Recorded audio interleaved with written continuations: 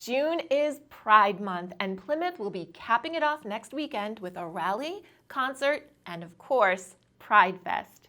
Julie talked with Nicole O'Brien of Plymouth Pride to talk about what we can expect and how we can help celebrate. Welcome, Nicole. Thank you so much for joining us today. Before we start talking about some of the really exciting events that are coming up for Plymouth Pride, can you talk a little bit about how this foundation got started, how you're involved, and how you support the LGBTQIA plus community on an ongoing basis? Sure. So in 2019, a group of friends decided we were going to enter the 4th of July parade on a whim. So it was 10 days before, and we made a pride entry. We got first place in the community category, and we decided that we should start a nonprofit because obviously Plymouth needed some serious pride. So we made a nonprofit, 501c3, and we begun our planning to try to have a festival last year, which obviously no one had anything happening last year. So, and since that time, what have we done? We did the crosswalk at the waterfront, and now that things are opening up, we're obviously trying to do our new events. So what do we do in the long term to support the community? What we basically have is on Tuesdays, every other Tuesday, we have a volunteer meeting, and especially leading up to these events, we're trying to meet a little bit more often.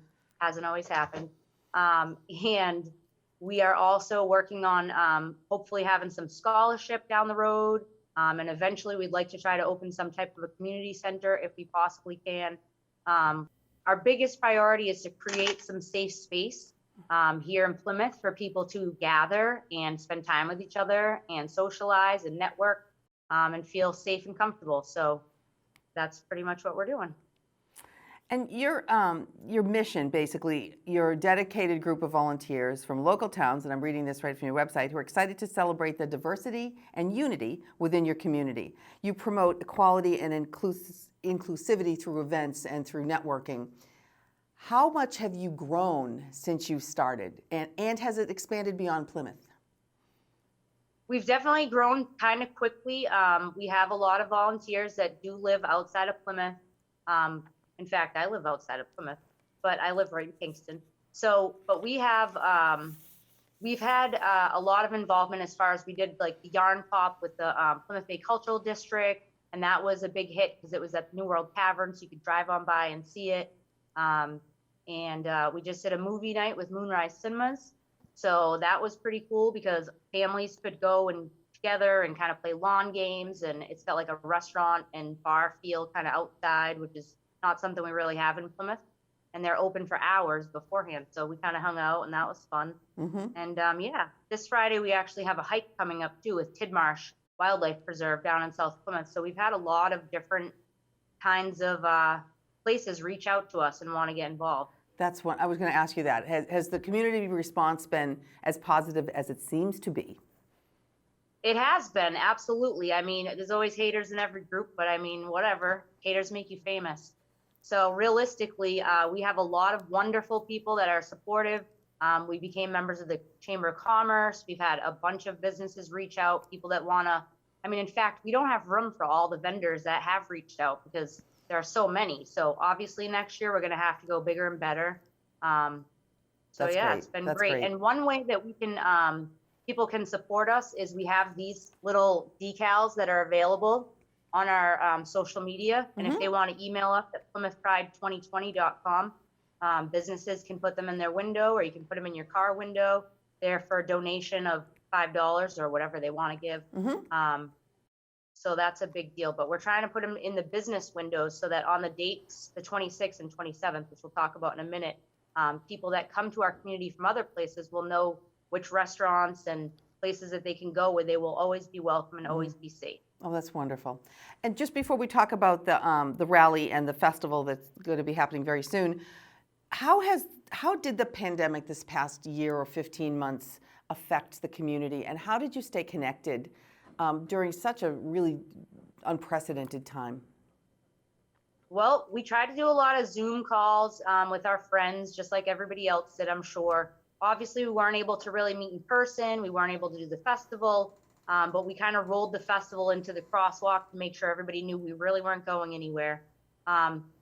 But I would say that, the pandemic really did affect the LGBTQIA plus community really greatly because a lot of people in the LGBTQIA plus community work in social service jobs, which were some of the deeply affected, people. So it's been really difficult, and obviously homelessness is always an issue for trans people, and that was increased during the pandemic. So there was a big hit on the community, I would say, across probably the entire world, I would Right. imagine. Absolutely, yeah.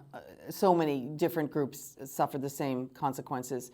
So let's think of positive stuff coming up. Let's talk about the Plymouth Pride Rally on June 26th from 11:15 to 12 at Brewster Gardens. What's that all about? So we're having a speaker rally. This was actually planned when we didn't know we could have any in-person events yet. So it was just going to be a quick little speaker rally. We're having some wonderful speakers. Cheryl Catan from TCNE is going to speak. We have the head of the Herring Pond Wampanoag tribe coming to speak. We have an out school teacher from Plymouth, and we have some other people that are going to speak. So that's going to be a really informative and just a really good time. It's going to be at Brewster Garden, which is beautiful. So it's going to be Yes. great. We That's- also have another event that day too. Oh, you do? At 2 p.m. Yeah, we have another event at 2 p.m. on Saturday, the 26th, and that is at the Hedge House, the Antiquarian Society. And it is the Vox Hunters. It's a bluegrass duo that's going to do folk music. And that's right at the Rainbow Crosswalk. For anybody that doesn't know where that is, it's right at the Rainbow Crosswalk, that big yellow house. Oh, that's great. And then the next day, the Plymouth Pride Festival, June 27th, from 12 to 5 at Mayflower Brewery on Resnick Road. Talk about that. All right, so that is the big deal that we're doing, and it's going to be pretty fun. We have 2 live bands that are going to play. We have Soulbox, they're the winners of the Boston Blues Festival, and their singer is a wonderful member of the community. We have another band playing before that, Justin Arena, who's a young person that's new to music and going to kind of open for the other band. We have about, I would say, 40 plus vendors. We have retail vendors, we have resource vendors, we have, you guys are coming, I believe, to do Yes, some we are. interviews. We're very happy to cover this event for you. We have Macy's is coming. We have a bunch of retailers, local people that have made craft things that they want to sell. They're pride related, whether they're candles or soaps or doll clothing or whatever. We also have No Place for Hate coming. We have Fenway Health coming, Harbor Health coming, health incentives. We have the Alzheimer's Foundation. I can't remember all of them Right. offhand because there's literally at least 40, but Wow. we have a pretty big group of resource and retail vendors coming. We have 2 food trucks. We're gonna have an ice cream man. Yeah. Kids are welcome. There's Yeah. gonna be the YMCA, the Boys and Girls Club, and Plymouth Bay Cultural District is gonna do kid stuff at their tent. So it's all Wow. ages. Pets are welcome. This is Everybody's huge. welcome. This is huge. Do you have any idea how many people you are expecting? We have no idea because Plymouth has never had a Pride Festival before. And we really don't have much to go by. I mean, if you went by Facebook responses or something, it seems like a lot, but as you know, those can be very deceptive. Yeah. So Yeah. the Mayflower Brewing Company has done some real great events in the recent past, and they've had a great turnout. So we're expecting a pretty great turnout. Great. I mean, Mayflower Brewing Company is great anyway. So, I think a lot of people might just kind of head out to spend the day with families and enjoy themselves in the sun. That's great. That's awesome. This is wonderful. So, Nicole, any last words for people who might want to get involved with the Plymouth Pride organization? Absolutely. They can look for us on social media, Facebook, Instagram, or they can email me directly at PlymouthPride2020.com.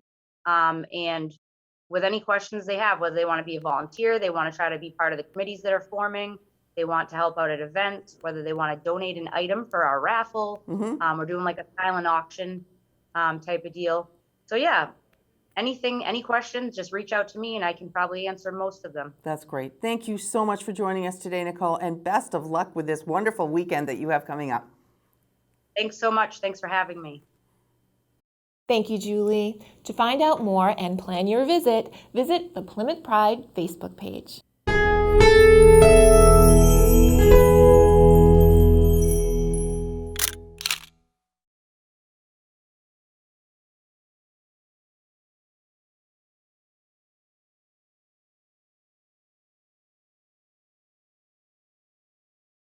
If you've enjoyed this video by the local scene, please give it a thumbs up and hit the subscribe button. Thank you for watching.